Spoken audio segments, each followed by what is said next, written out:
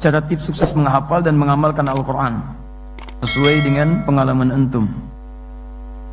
Masya Allah, sama dengan yang lain, tidak ada bedanya. Cuma satu saja yang saya pesankan. Saya punya dua kebiasaan yang sampai hari ini selalu saya jaga. Satu, saya bukan hanya ingin menghafal, tapi saya mencintai Al-Quran. Saya sudah menanamkan cinta terhadap Al-Quran, khususnya sejak ayah saya meninggal. Jadi begitu beliau meninggal dunia, hanya mewariskan mushaf.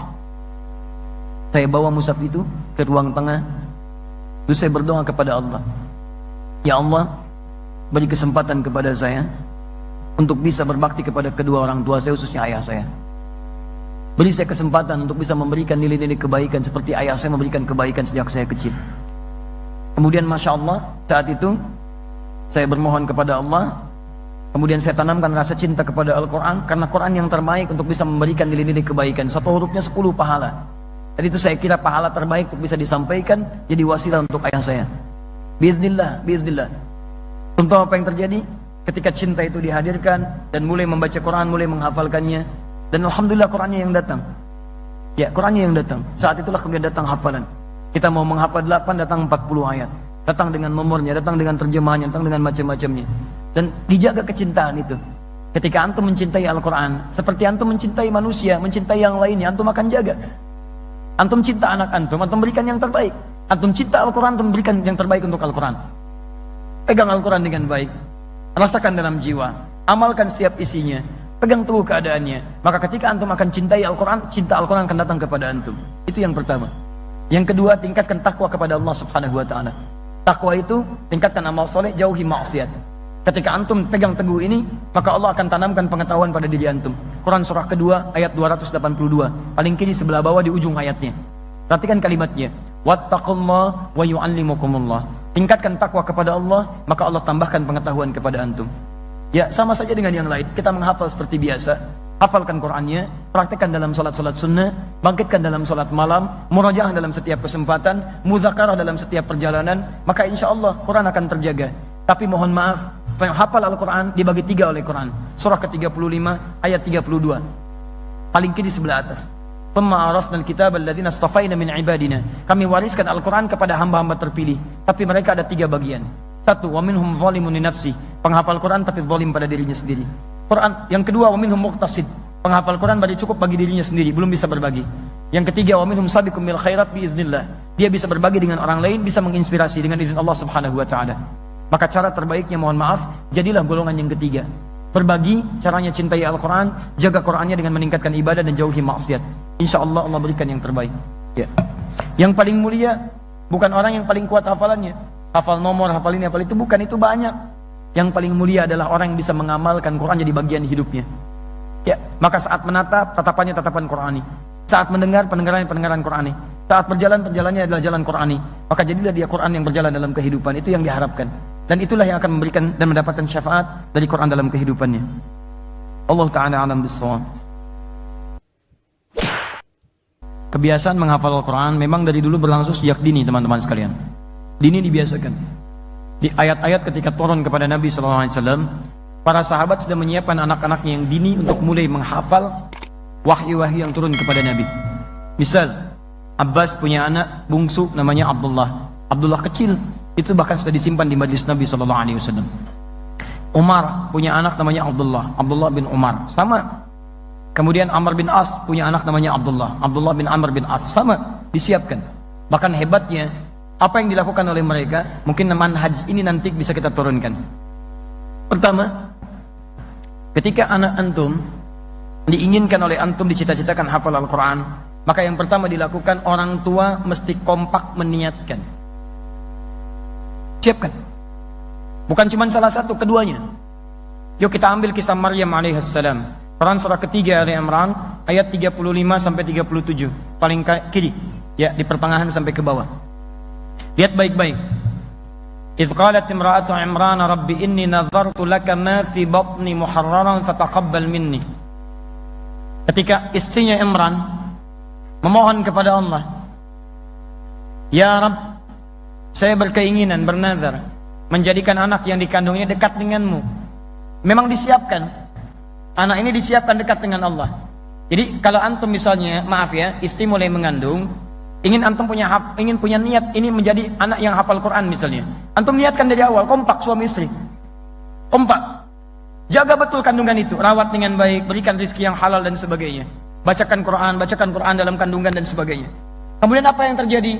Setelah doa itu kemudian dipanjatkan, doa itu disandingkan dengan ikhtiar yang sesuai dengan doanya. Teruskan ayatnya, ayat 36. Falamma wada'atsa qalat rabbi inni wada'tuha untha wallahu a'lamu bima wada'at wa laysa dzakaru kal untha. 1. Wa inni sammaituha Maryam. 2. Lihat kalimatnya, wa inni u'idzuha bika wa dzurriyyataha minasyaitonir rajim. Begitu dilahirkan, terima yang dilahirkan. Kadang berharap laki-laki jadi perempuan, kadang berharap perempuan jadi laki-laki. Kata Allah, yang kami anugerahkan itu yang terbaik, memberikan kemaslahatan untuk keluarga antum. Ini diantara hikmah. Nanti kami ada kajian fikih keluarga. Di antara rahasia anak-anak itu ketika dititipkan oleh Allah, itu untuk menyempurnakan sifat-sifat orang tuanya. Antum berharap laki-laki muncul perempuan, karena dengan anak perempuan itu kekurangan di orang tua bisa ditutupi. Berharap perempuan datang laki-laki, karena dengan anak laki-laki yang sifatnya begini, kemuliaan orang tua itu bisa dikeluarkan. Ingin yang pendiam, jadi yang aktif. Dengan aktif ini kemampuan kita dilatih untuk menyesuaikan dengan anak-anak yang selanjutnya. Maka terima itu yang terbaik untuk kita semua. Beri nama yang baik. Misal antum ingin anaknya di penghafal Quran, maka beri nama yang sesuai dengan harapan antum. Misal anak saya ingin jadi penghafal Quran, antum beri nama Muhammad Hamilul Quran, Muhammad sang pembawa Al-Quran. Misal Abdurrahman Hafidul Quran, Abdurrahman hamba Allah yang nanti bisa menjaga Al-Quran. Dari nama sudah sesuai dengan harapannya. Makanya ketika Hannah istrinya Imran mengandung anak, ingin didekatkan dengan Allah, diberi nama dengan Maryam. Wa inni sammaituha Maryam. Saya beri nama dengan nama Maryam, karena Maryam dalam bahasa lokal itu senafas satu frekuensi dengan doanya, yang dekat dengan Rabbnya, yang menjaga diri dari perbuatan yang tidak disukai oleh Rabbnya. Kemudian lindungi dari setan. Wa inni u'idzuha bika wa dzurriyyataha minasyaitonir rajim. Begitu bayi lahir, maaf, sudah punya musuh utama namanya setan. Maka mohonkan kepada Allah supaya dalam mencapai cita-citanya itu tidak diganggu oleh setan. Sekalipun diganggu, dia punya hijab, punya benteng. Rahasianya ada di Quran surah 15 ayat yang ke-40. Antum isi dengan amalan itu, setan tidak akan bisa menembus antum. Dia menggoda tapi sulit tembus. Surah ke-15 Al-Hijr. Hijr itu artinya benteng, sekat. Dari kata hajar. Hajar artinya batu. Kalau disusun-susun jadi sekatan namanya hijr. Kalau sudah menjadi ruangan namanya hujrah. Jamaknya hujurat. Makanya Nabi Ibrahim ketika akan meninggikan Ka'bah, pijakan pertamanya disebut makam. Ketika akan meninggikan, anaknya datang dari sisi yang lain membawa batu. Batu disebut hajar. Disusun-susun jadi hijr. Sampai sekarang jadi hijr Ismail daerah situ. Asalnya menyatu jadi area Ka'bah. Cuman kemudian terpisah supaya memudahkan bagi kita. Salah satu hikmahnya, jika ada yang ingin sholat di dalam Ka'bah, maka hukumnya sama dengan di hijr Ismail itu.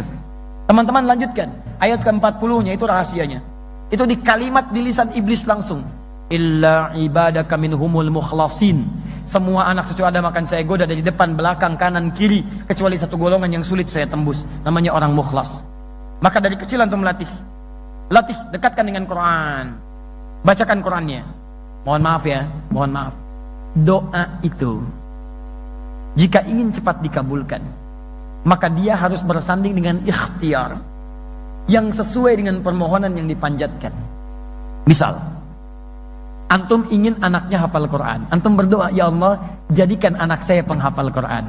Maka antum mesti berikhtiar dengan doa itu, dengan perangkat-perangkat yang menjadikan dia mudah menghafal Al-Quran.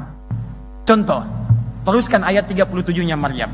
Setelah berdoa tadi, maka orang tuanya Imran dengan Hannah mencari guru yang bisa mendidik Maryam supaya dekat dengan Allah. Namanya Zakaria. Bukan cuma orang pintar, tapi orang soleh. Setelah itu dibuatkan tempat yang mendekatkan dengan Allah, namanya mihrab. Maka ketika ikhtiar itu disusun, doa dipanjatkan, diterima oleh Allah Subhanahu wa taala. Ayat 37-nya, rahmakallah. Fataqabbalaha rabbuha biqabulin hasanin wa ambataha nabatan hasana. Doa dipanjatkan, ikhtiar disandingkan, diterima oleh Allah. Jadi kalau doa antum ingin diterima, antum sandingkan dengan ikhtiar. Di kelemahan orang tua sekarang, Dia berdoa, tapi ikhtiarnya tidak sesuai dengan doanya. Ya nggak nyambung. Ya Allah, jadikan anak saya penghafal Quran. Maaf, tapi disekolahkan di tempat yang tidak mengajarkan Quran. Nggak nyambung. Jadikan anak saya penghafal Quran, di rumah tidak pernah ada waktu untuk menghafal Quran. Nggak nyambung. Nggak ada guru yang mengajarkan, nggak nyambung. Ya Allah, jadikan anak saya rajin sholat, ditempatkan di sekolah yang tidak pernah mengajarkan sholat. Nggak nyambung. Maryam dibikinkan mihrab. Maryam dicari guru yang mendekatkan dengan Allah, namanya Zakaria, nyambung, maka diterima oleh Allah. Fataqabbalaha rabbuha, diterima oleh Rabbnya. Namanya bukan Allah yang disebutkan di situ, padahal bisa Allah menyampaikan fataqabbalallah. Tapi yang paling menarik, fataqabbalaha rabbuha. Rabb pakai haknya ke Maryam. Rabb menggunakan sifat rububiyah yang merawat, memperhatikan, memberikan kecukupan, memberikan kebutuhan. Makanya ketika semua dirawat oleh Allah, tidak usah khawatir dengan makhluk. Diberikan rizkinya oleh Allah. Wa kaffalaha Zakaria, dirawat oleh Zakaria. Kullama dakhala alayya Zakaria al-mihrab. Setiap Nabi Zakaria masuk ke mihrab, ingin bawa makanan, ingin bawa pakaian, karena yang rawat langsung Allah, Zakaria cuma ikhtiar alaihi salam, maka semua Allah yang tentukan. Wajada indaha rizqa, sudah ada di dalamnya rizki.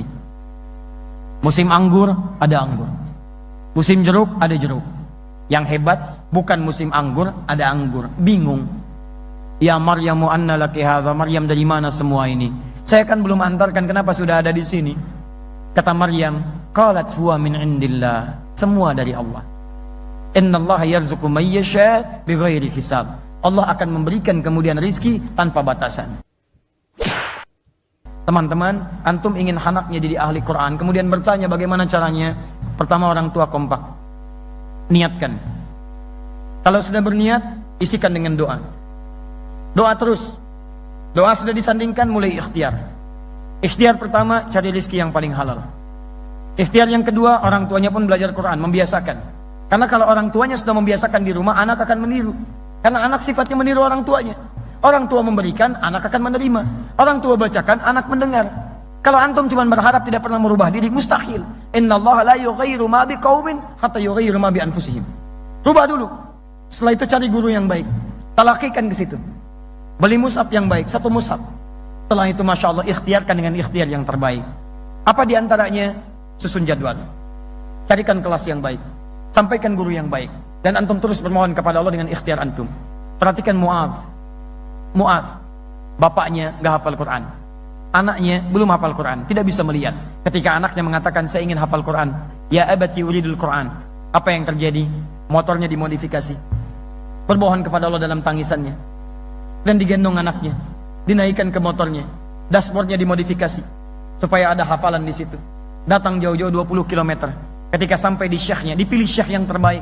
Mudah mengambil syekh di samping rumahnya. Tapi kenapa memilih 20 km? Karena beliau merasa jangan nanggung kalau ingin belajar Quran. Kalau bisa mengajarkan yang benar, kenapa mengajarkan yang standar-standar? Datang ke syekh yang punya sanad. Ketika belajar di situ baru datang. Pertama kali datang, Masya Allah. Biasanya syekh yang baik, yang benar, yang ketat, itu akan mengajarkan dengan ketat.